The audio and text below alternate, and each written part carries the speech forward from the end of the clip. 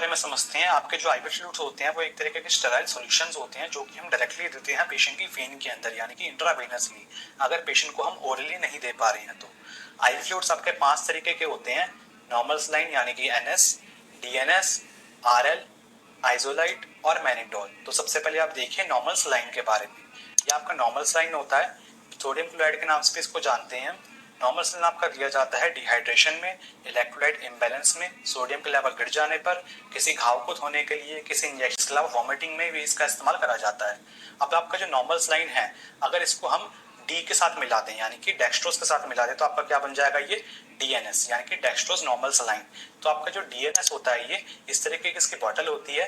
ये आपका दिया जाता है डिहाइड्रेशन में, ग्लूकोज के लेवल गिर जाने पर, फ्लूइड को मेंटेन करने के लिए ये दिया जाता है। अब आपको डीएनएस कब नहीं देना होता है, ये आपका डायबिटिक पेशेंट में, हार्ट पेशेंट में, किडनी पेशेंट्स में और पल्मोनरी एडिमा के केस में नहीं दिया जाता है।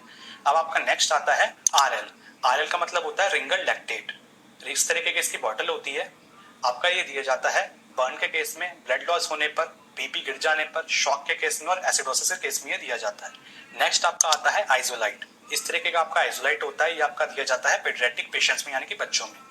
लास्ट में अपना आता है मैनिटोल सॉल्यूशन। इस तरीके का आपका मैनिटोल होता है, ये आपका अलग अलग परसेंटेज में आता है, जैसे कि आपका 5%, 10%, 15%, 20%, 25%, अलग अलग परसेंटेज में आपका मैनिटोल सॉल्यूशन आता है। आपका मैनिटोल जो होता है इसका इस्तेमाल करा जाता है यूरिन को इंक्रीज करने के लिए, किडनी फेलियर में, सेरिब्रल एडिमा में और ग्लाइकोमा में। ऐसे इन्फॉर्मेटिव वीडियोस के लिए फॉलो कर लो पैरामेडिकल।